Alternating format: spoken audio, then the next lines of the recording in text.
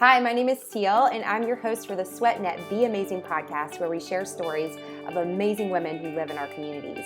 My hope is that you will feel encouraged and inspired after listening to each episode.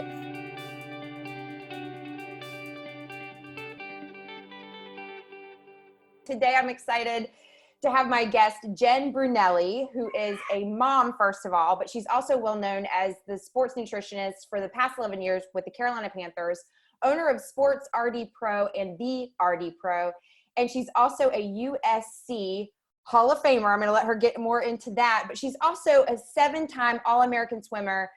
She attended the University of South Carolina and graduated with a degree in marketing. Welcome to the show, Jen.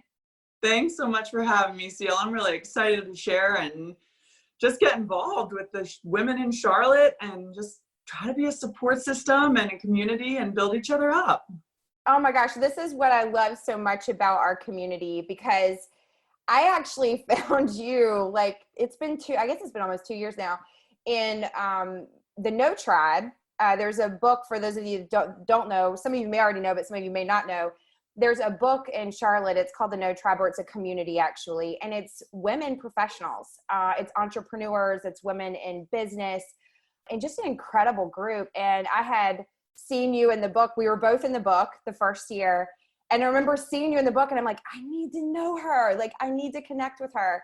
And so here we are almost 2 years later and connecting. And it's really cool because you've done a lot of amazing things. And we just talked a little bit ago, you do it with such humility. And I have such a mad appreciation for all that you've accomplished. And we're going to get into a lot of that today. But I really want to start with you're this Hall of Fame swimmer. When did you start swimming? Yeah, it's funny. I think I talk a lot about timing in life. I think it's so crazy the way things play out. And to your point, you never know when you start a path where it's going to lead you. And my mom swam for University of Florida, my little brother at University of Chapel Hill, North Carolina, Chapel Hill. My little sister swam at South Carolina. It was just something we always did. So I don't remember not swimming, to be honest. It was literally just something that was expected of us. And there was no way that I could have anticipated where it was going to take me and doors that were going to potentially open because of it. And I'm so grateful for that. So, literally always swam, never didn't swim, was a multi-sport athlete growing up. And it was really, I think that now as a mom, how grateful I am that I was taught that, so that for my kids, I can share that as well for development purposes. But I always swam, and it taught me, just like anybody who does any sport, so many lessons earlier in life that I didn't even know were being taught to me. It was just part of what we were doing, whether that was hard work, whether it was you respect your coach because you're your coach, period. You don't have to agree. It's just something you did. It taught you communication and speaking not only with those at your level, but being capable of speaking to adults and giving you confidence in yourself and your ability to live in your own head while you were training. And yes, it's great to have people outside of you supporting you, but where is that confidence in yourself? Where is that ability to self-reflect and say, this is where I can grow, or this is what I do well? And there shouldn't be any shame in saying that out loud. So I think there's just so many lessons, and for me, it started from the very, very beginning, thankfully, to my mom and dad who got that ball rolling early. Yeah, I really think sports is a great way for people to build self-confidence. And I think swimming too, being you're part of a team as well, but you're still doing something individual, that you really do have to find self-confidence every time you step out on that block. So when was it for you that it all of a sudden became like, this is what I'm supposed to do, or that bug to compete? When did that, I guess, that light bulb go off, or that, switch get flipped? Yeah, I think I was always a competitive person, so that wasn't a switch that needed to be turned on. I was already there in that environment. I love that environment. I love that culture of change. And I think we're going to talk about that in a little bit. I'm so excited to talk about that with everybody. Change is not always something we embrace. I love change. It's like, oh my gosh, I don't know what amazing things could be coming. So why wouldn't I be excited about that? I believe it's a headspace that you live in, whether how you learn and when you learn to be excited over that, or to see the fears and let the fear own it. But like most, when I was in high school, it was just something we did. And there were plenty of times I cried to my parents saying, what about going to see my friends on a Friday night? Like, no, we had swim practice at 6 a.m. That wasn't an option. So it really honestly was not until college that I truly saw where this could take me and what other opportunities it could create. I think I had shared with you, and maybe a good time for me to share with everyone, like I was a very, very average athlete going into college. I was lightly recruited. It was nothing. There were plenty of schools I would have gone to and never even competed on an active roster, if you will. And I knew I wanted to go in and be challenged, but I also knew I wanted to go in as an 18-year-old and still have a little bit of confidence in I had competition, but I could get it done for my teammates and for myself and thrive in that environment. So I had a coach that saw something in me, and I knew he was going to be hard on me and hold me accountable, because at 18, even then, I think I knew that. And he did. And I did fabulously my freshman year. But then my sophomore year, I struggled. I went a little bit slower in our end of year competition and was so livid. I was so furious with myself because I had done everything the same that I had done my freshman year. So how on earth could I have not gotten better and not continued to excel? So it was literally that was a light bulb moment to me at that point of something had to change. I had to do something more. I was always a hard worker, and it was always something that I loved. I wanted to see how hard I could push myself, but I knew I couldn't just keep doing more. For those of us that are always willing to do more, that sometimes you're doing enough in one lane. So it became this, how do I open another door that's going to affect me? How do I do something else that's going to positively impact what I do on a daily basis for 6 hours in the water and dry land and running stadium steps? And what is going to impact that? That's how I got involved in this field. It was, what if I changed my diet? What if I changed, and I hate that word, what if I changed my intake, my fuel, my food, my hydration? And it was one of those things where I didn't have support. And it's what made me so passionate about getting into my field eventually was, oh my gosh, I can be that support. I can be that person that gets to educate somebody, and they get to see this crazy, amazing goosebumps that I have right now, still a decade later, change in their own life and their own performance. And it just doesn't have to be athletic performance. My sleep changed, my grades went up, and I remember my mom and dad calling and saying, oh my gosh, what are you doing? Like, did they give you a new tutor? Did they give you this? Because you get all these resources as a college athlete. And I was like, no, I'm swimming well though. So that was all I was focused on. My light bulb moment was, I have to do something different. I have to create another way to create growth within my sport. So I didn't notice it until later in college. I had no clue it would take me into a career. Like you mentioned, I was a marketing major, and I didn't know, like everybody when they're 17 or 18, or like most, I had no clue, girl, what I was doing. But then when I eventually, years later, retired, it was a no-brainer. It was like, oh no, I can't sit behind a desk. How am I going to help people? How am I going to be in an environment where people want to challenge themselves regularly? And they want to continue to figure out how to grow and learn from their mistakes, not just wallow in them. What am I going to do to be better tomorrow? And my mindset when I support athletes is just this. if I'm better today than I was yesterday, then there's absolutely no way that if I continuously do that, I will not be better at the end. Doesn't mean you're not going to have hiccups, right? We all do. We all have moments and we go through phases, whether that's small phases or life changes. But if you keep living in that headspace, I can't fail. I just truly believe that. Well, I love what you're saying about change because people have such a negative view, I think, when we start talking about nutrition, or like you said, the word diet is used a lot. But I love how you've taken that in such a positive way, and your own personal experience with that as an athlete. Like, you saw it firsthand completely change everything and help you launch forward to where you wanted to be.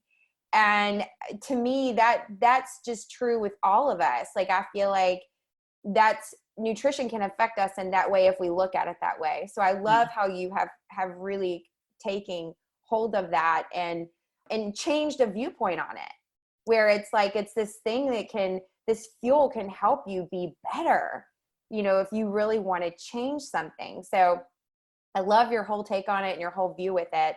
And the fact, again, that you've experienced this personally as an athlete, and then you go to work with athletes.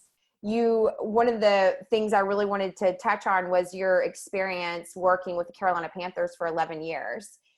Just tell us a little bit about that experience in itself, because there's a couple things. One, you're dealing with these, professional athletes. Two, they're all men. And here you are, this female in this all male, highly competitive environment. And what was that like for you? Yeah. And let me clarify. So it really was 6 seasons, just so that because I don't want anybody to think it was longer than it was, but it was 6 seasons. And to your point, it is a crazy environment. It is one that you can't recreate it.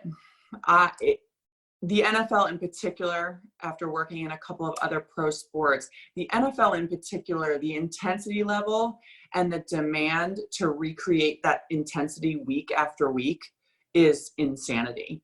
To me, in such a cool way.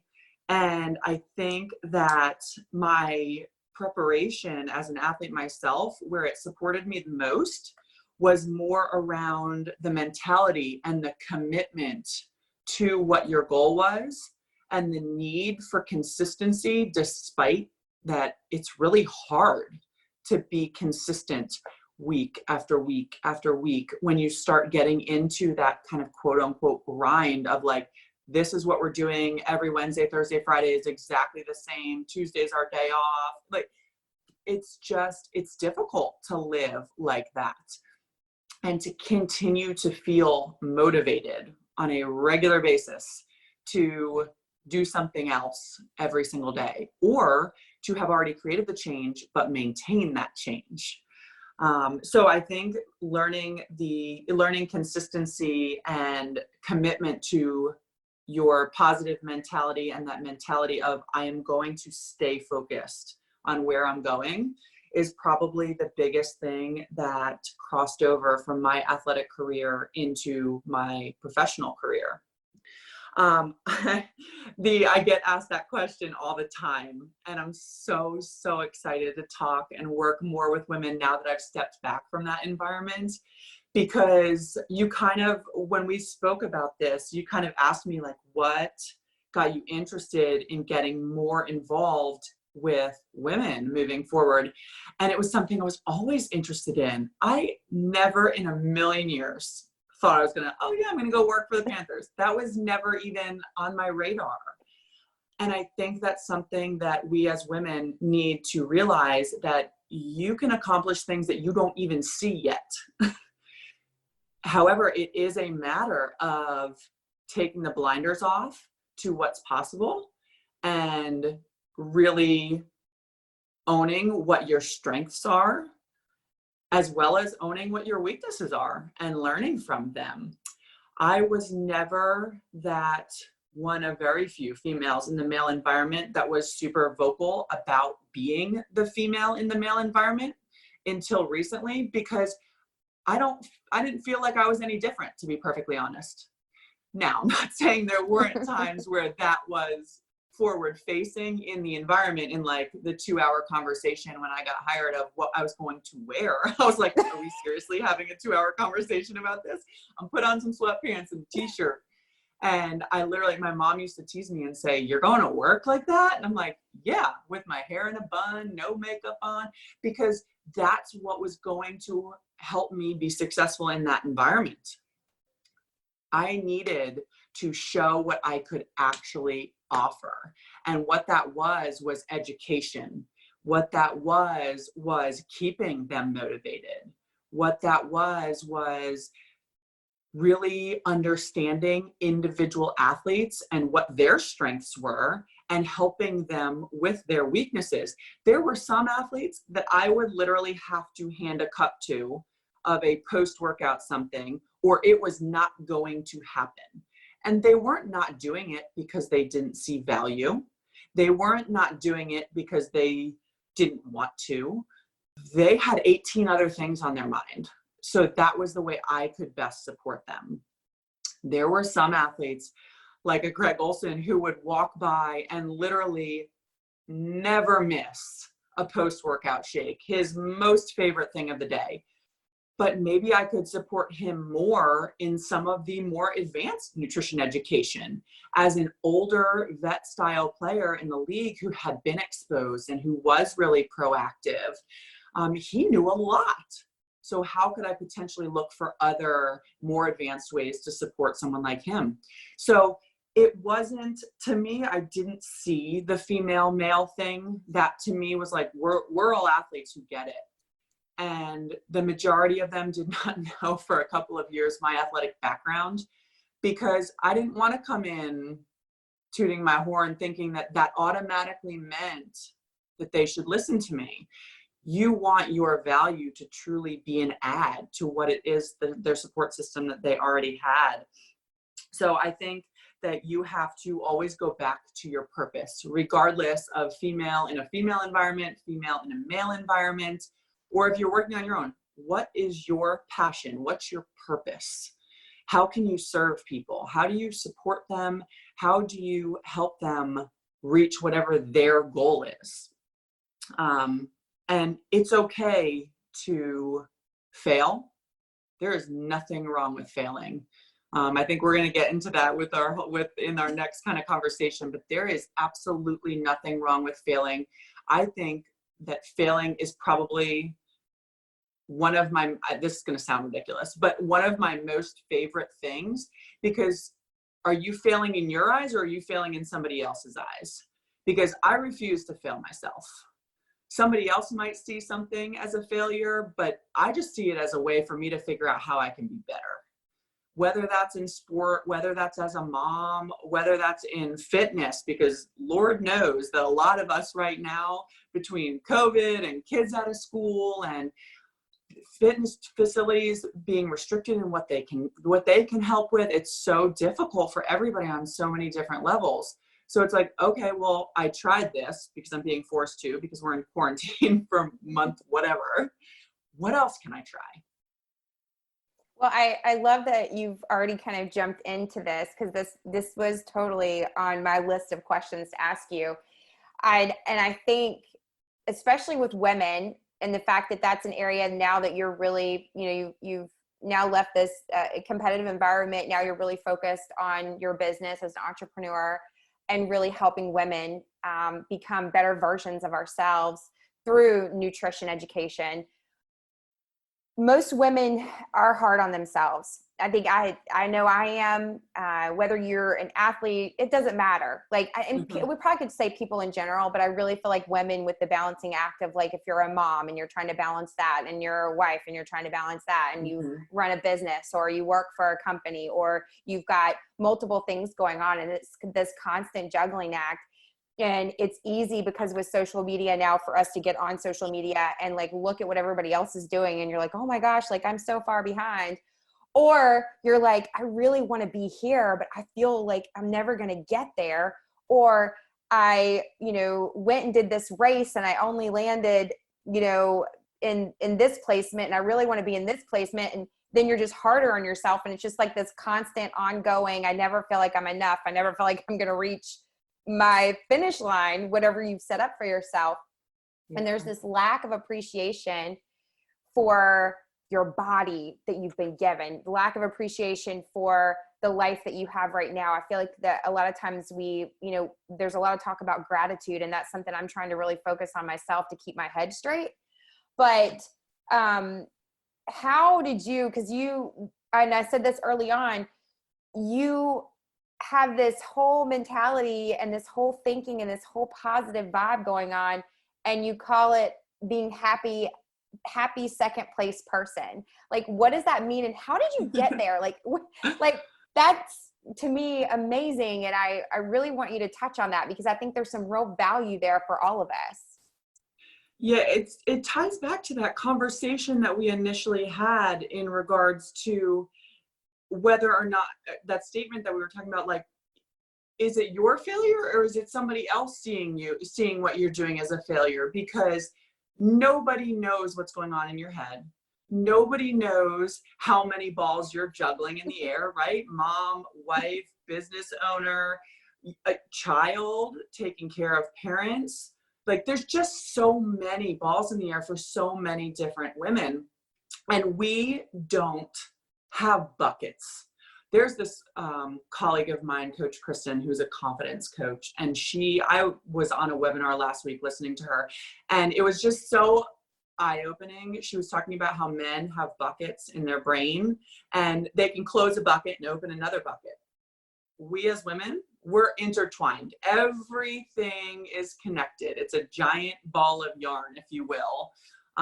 And one impacts the other because they're all connected. So it's very difficult for us sometimes, I think, to shut off some things going on in life and focus. And I think that this idea for us as women of work-life balance just sets you up to fail. There is no work-life balance that's going to be sustainable.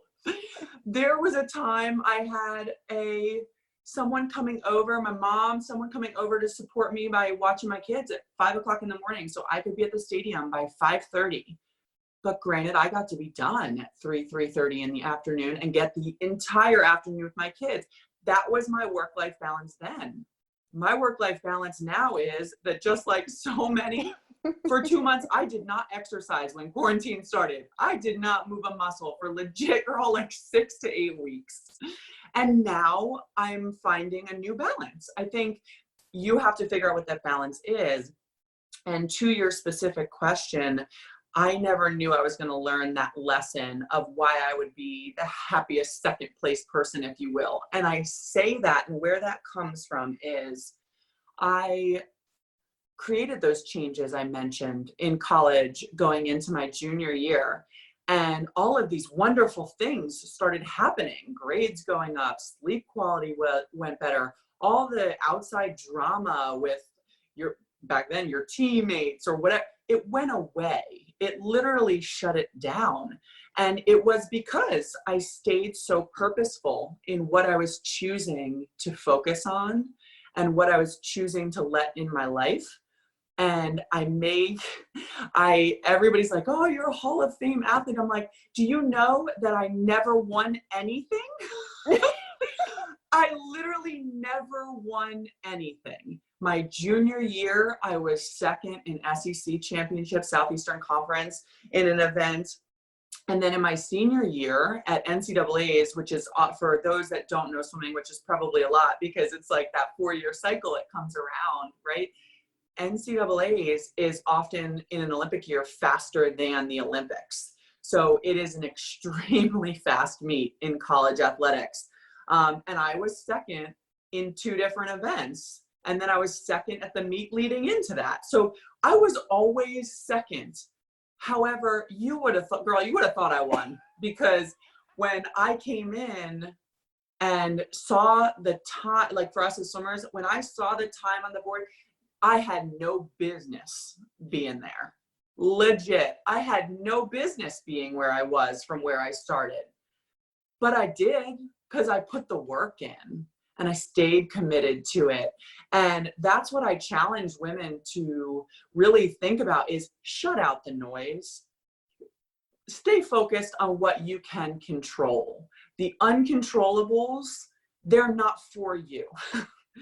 They are not things that you can do anything about. So for me, I knew I could control what I was putting in my body. For me, I knew that that would help me control how much I could do in any one given workout. For me, I knew that's how I could control being a leader, was just to get it done. I'm not a big, like, I'll do the rah-rah, you know what I mean? At this stage in the game, like I'll be up there jumping up and down, doing the rah-rah, but I am much more lead by example. And I appreciate people who really truly follow through on what they say they're going to do.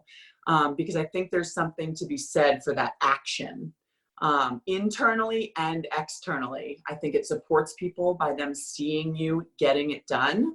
But I think it can also really give women more confidence to do. We thrive in our own heads, right? Thinking about how I'm going to be successful, how I'm going to manage this.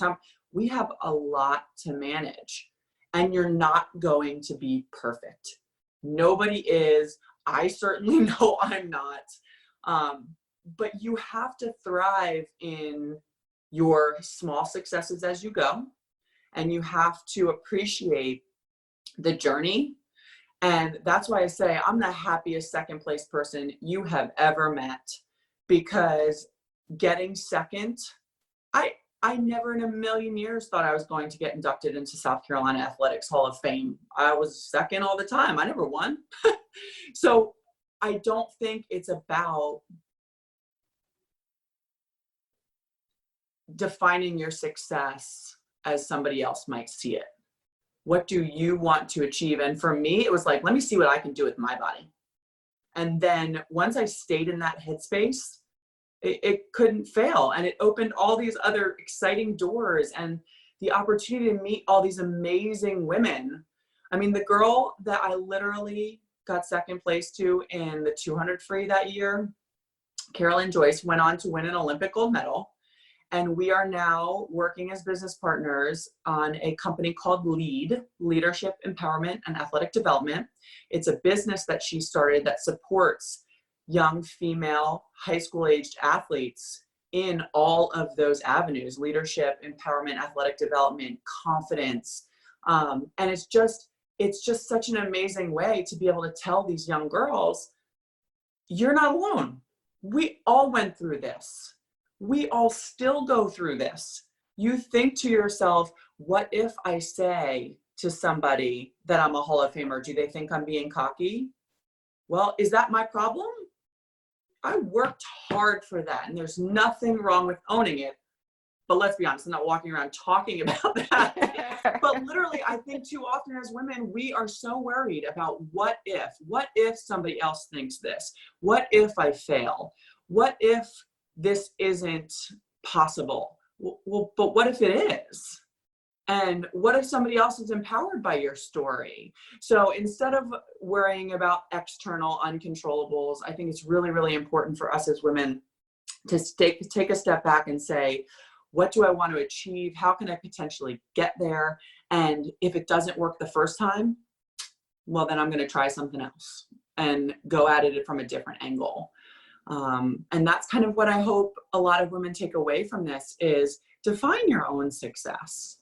If you don't quote unquote win, you gained a lot in the process of the effort and the challenges through that to get to wherever you get to. And there's nothing wrong with changing directions. I'm doing that in my own business, like all these, because this is such a fitness oriented group, Cel, all of these amazing women within fitness that own these businesses and this is their livelihood and they're so challenged by it. You are not alone. I remember going into this thinking, okay, my Panthers role is over. I'm moving forward. I'm so excited what I'm going to do about next. And then 3 weeks later, okay, no travel, no group anything. So we're not alone, and we need to remember that. And it's a matter of getting creative at this point, I think. And I hope that everybody knows that we all have fears, and it's okay to do that, and to create community and use your community and work with your community on how you can do things together to, it might be survive this time, and it might be thrive through this time. We're going to open up. I choose to look at this opportunity of COVID opportunity. I don't mean it. You know what I mean? Yes. I'm going to choose to look at it like it's an opportunity. Virtual education in my world typically is a very challenging mindset. I want to sit with somebody. I want to see you. I want to be in the same room. And while that can be great, I can only have an impact on a certain number of people that way, as opposed to in this right, where we can do things more consistently with pajama pants on and a nicer shirt. Yes. So I think it's going to open other ways to support people and help us get creative. But we have to approach it that way, if you will. So I think a lot of it is mindset. Yeah. Everything that you're saying, like just your experience and you sharing about, you know, you, like you said, you made it in the Hall of Fame and don't even know like, how did you get there, but you're there, but it shows the proof of like hard work and consistency and showing up every time and not getting so focused on where you're going to, you know, end up or arrive, but like you're in the moment, you're in the process, you're allowing your body, your mind, like everything to go through this change and this process. And you're really getting out of that more than just ending up in Hall of Fame. Like that's just such a cool, like a cool way for you to finish things at school, you know, at USC, and how amazing that is. But to know that that wasn't your goal, but wow, you know, and that I think that the same thing of like for each of us in our own journeys, if we just allow ourselves to go through it, allow yourself in the process, allow yourself to be molded and shaped through it. And you know, when things change, really learning how to adapt to that and like I like to say, roll with it, you know, and not get so locked in and rigid that you miss out on the beauty of change. So I like, this is such a powerful conversation, and I know that it's going to encourage and inspire a lot of women, because like you said, in the fitness industry and in the fitness field right now, there are a lot of women experiencing challenges and having to pivot in ways that they never thought possible. People that would never get on video are on video now. Like I will, you know, I've heard people go, I will never do virtual workouts. Like that is not what I do. And then all of a sudden they've got like a full-blown business on virtual, and it's awesome. It's like, wow, look, like, you know, so it's such an incredible time. And this community is so important, like you said, to support one another and to be there and to reach out, like reach outside of your normal circle, like reach outside and connect with other women.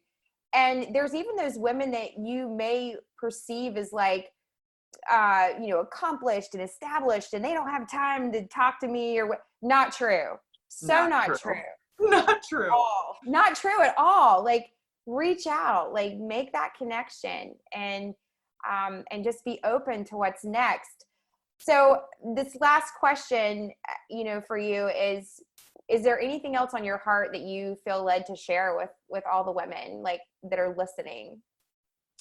Yeah, I think what you just started to say resonates with me so much, because I'm so grateful that you reached out, because we've done this for 2 years. We've been a part of this group of amazing women, entrepreneurs that put their blood, sweat, tears, take time away from their kids and their families, epically fail, and then figure out another way. I think it's such an amazing group of women. And I think that we have to appreciate the timing of life. That's the thing that I would say that has resonated with me, and I've been thinking about since we first spoke, is I had thought the same thing about you, and I have about so many other women, whether it's within the No Tribe or just in my own field, or moms for that matter that I see on social media. I'm like, how are you that creative? Thank you for sharing that idea, because I'm going to do that with my children. We are surrounded by a network of people that have amazing talents, and we cannot be the best at everything. And I think it's so awesome when we can reach out to somebody and say, I so appreciate you for this, and thank you for opening my eyes to this, or letting me know that this was even possible, or, you know, things like that that get you through the day to day of, I know I want to work on this, but that commitment is hard. So I think that timing is crazy, and everything happens for a reason. And sometimes we don't or can't in certain moments commit to some things. But when you continue to build those relationships and that community, and what you can offer as someone, as a support staff to somebody else, I think that no matter what, a timing will circle back around to connect. And I'm so grateful for this timing and this circling back around, because as we all navigate COVID and whether or not kids are going back to school, and in your business, whether it's your own or you work for somebody, it doesn't matter. The schedule is changing, and how can you navigate what your role was / is, and continue to be successful and continue to grow. I think that it's so important that we realize that not everything is for us in the moment, but that doesn't mean that we can't support others and be supported as we move forward within this community that is women that really want to set goals and work towards them together. That wraps it all up right there. Because we're so on the same page. Like, that's what's been so cool about this podcast, and being able to talk to different women within our community that I've seen but didn't know. And it's just, and this has been such great conversation, inspiring conversation, and I'm excited to share this with everyone. I do have a fun question for you though. Okay. So, what is your theme song for today? Oh my gosh. Do you know, you're going to make me pull up my Pandora, because That's all right, I will tell you what. You know what we do as swimmers? What is this? We put our head underwater and we hear nothing. You never had music going on when you were swimming?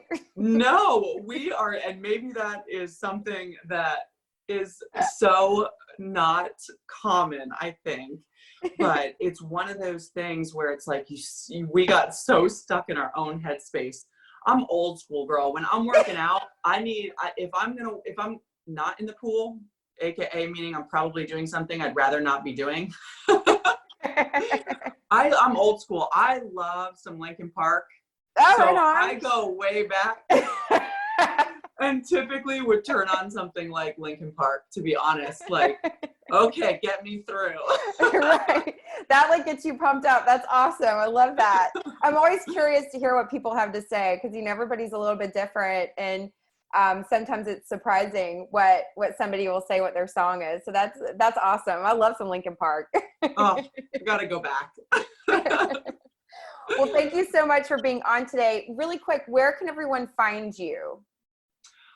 So our social media for more of the athletic driven information is Sports RD Pro.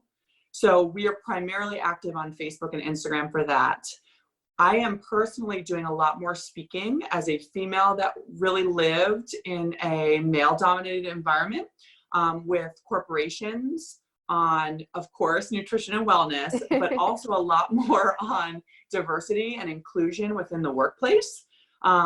Which interestingly enough has started to cross over into some other groups, like some women entrepreneurial style groups, that it's not about necessarily teaching men how to support creating change within their environment and bringing in other perspectives, but even outside of that realm. So that Instagram is at the RD Pro. And then I love cooking, girl. We need to potentially we can do some more things that are more Yes. education oriented. Love that. Yes, we're totally going to do that. Like, you need to come over in my kitchen and we need to turn a video on and yes, let's do that. I'm all in. But there's such a need for that right now. And I think with whether you're a parent, whether you're somebody active, you're looking for recipes and fun new ways. And some nights you want to spend time because you might have it. So you want something ornate that you've never tried before. Or sometimes you're like, oh my gosh, how do I cook an egg in a microwave, please? And get a piece of toast. Like, sometimes you have those nights where you're like, I just can't. So we have a new account called at RD Pro Recipes, where that's truly just being built out currently. And it's just all recipes. And my little girl, Sloan, and I are going to start doing some videos in our kitchen and just doing some cooking demos. So it's not necessarily specific to athletes. It can be a lot more family oriented. That's so much fun. I love that. That's very Thanks. Great. We're having fun. We're finding new ways to keep ourselves busy. Yeah, and I can't wait to come cook with you. I think that'll be a blast. Oh, I would love that. Cel, thank you so much for reaching out and connecting and taking the time to do that after so long, because it's just so fun and you just never know. Like, you wake up one day and you're like, okay, let's get to it. And it's just so fun when things come out of nowhere, if you will, even though they're not, and you get to just kind of build new, exciting relationships. So I really appreciate you and the effort you put into doing this for women in Charlotte, because and beyond, because I don't think there's enough of it. And I just love it. And so just thank you for doing this. And I just appreciate your time and like willingness to come on and share. It's, like I said, I know that you have a lot to give, not just from the educational side, but just from some of your own experiences. And there's a lot that we all can learn. And I really do appreciate you being on. This has been really awesome. Thank you so much for joining me today. If you like this podcast, please like it and share it with other women in your life. For more information about SweatNet, just go to sweatnet.com, or you can follow them on Instagram at SweatNet and at SweatNet Charlotte. You can follow me personally on Instagram at Cel Smart. Stay tuned for next week's episode of the SweatNet Be Amazing podcast.